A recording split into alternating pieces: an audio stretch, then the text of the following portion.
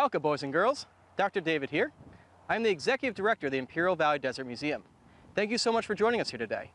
Today, we have quite an adventure set for you. You see, the Imperial Valley is rich in natural history, and we plan on giving you a front row seat to some of our landmarks. As we speak, my team is trekking the desert and finding geological marvels for our viewing pleasure. Our Earth is an ever-changing landscape, and my team is committed to prove this to you. Let's see what kind of evidence they have found for us. Hold on tight. Hello everyone, I'm Charles. I'm an education specialist at the Imperial Valley Desert Museum, and I'm here with my buddy Corey. Hey everybody, I'm Corey, and I'm also an education specialist at the museum. Today, we're here at the Coyote Mountains in search of evidence of our desert's ever-changing landscape. Ever-changing is an understatement. The ground we walk on never remains still.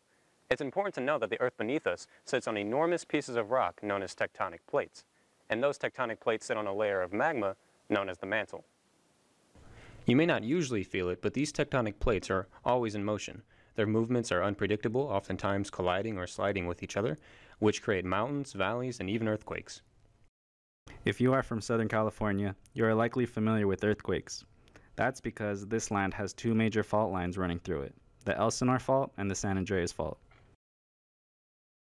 Faults are where two tectonic plates meet and collide.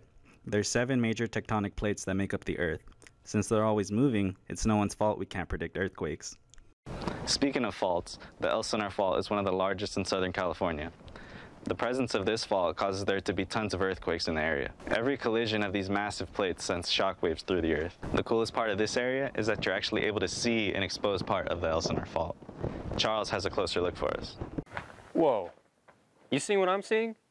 The rock here is made of layers, and these layers were formed over thousands of years from erosion and deposition. Erosion is the breaking down of rocks by the weather. Deposition is when the broken down rocks come together to form larger bodies of rock, like these layers.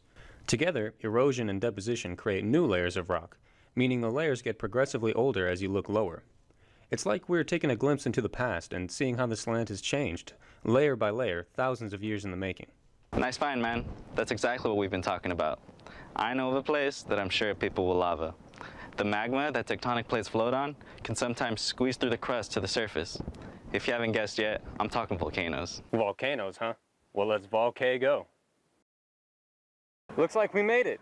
Yup, these are the Salton Buttes, but I call them the Salton Beauties because they're a gem of the Imperial Valley. The buttes are made up of 5 lava mounds: Red Hill, Mullet Island, Obsidian Butte, and Rock Hill.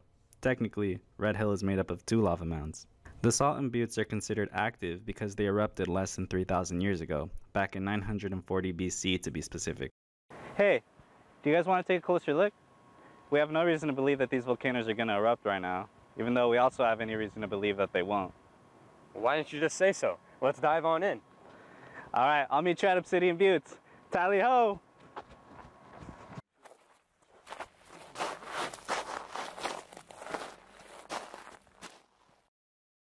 Charles, my friend, you made it. Come through. Whoa, what is this place?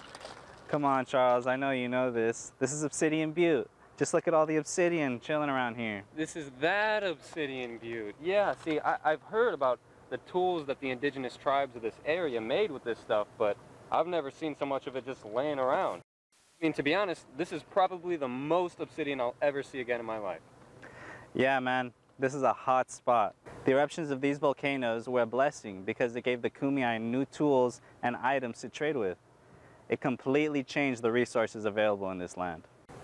Yeah, the presence of the volcanoes totally changed the geology of this area.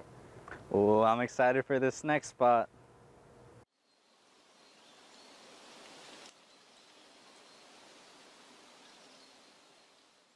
Here we are, just a little ways away from the Salton Buttes.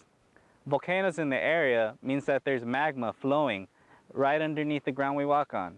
This has led to the formation of mud pods you see behind us.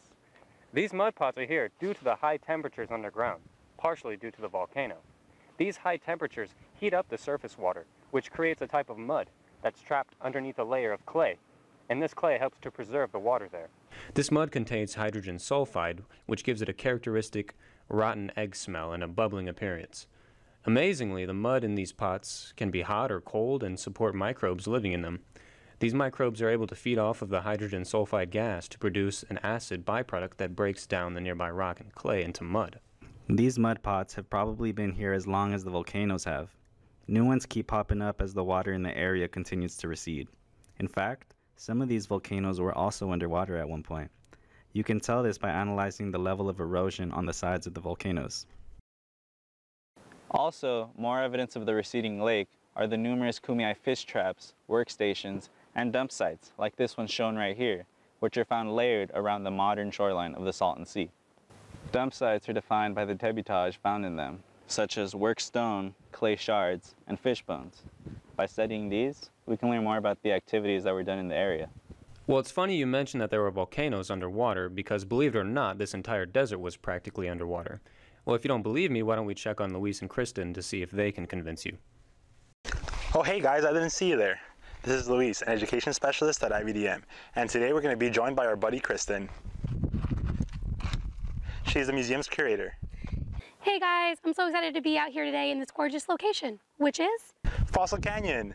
This vast landscape was once underwater, as you can see by all of this sea life. During this time, the landscape of the valley has changed dramatically. The oyster beds is a spot where tons of scallops and oysters have fossilized over a long period of time.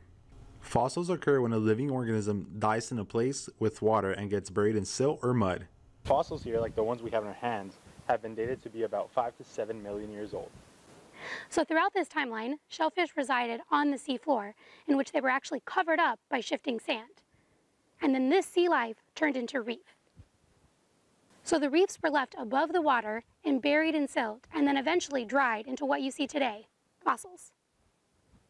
The valley was a part of the Gulf of California until the Colorado River brought silt from the Grand Canyon. The silt from the Grand Canyon created a natural dam, cutting off the Imperial Valley from the Gulf of California and causing the water to recede. Where we once had tons of sea life, as proven by all of our fossils in our area, we now have a sandy and arid U-Haul desert. Throughout time, faults are constantly shifting. We can see this from the extensive mountain regions that surround the Imperial Valley to all of the obvious signs of geological activity. Let's head back to the museum to regroup with our team.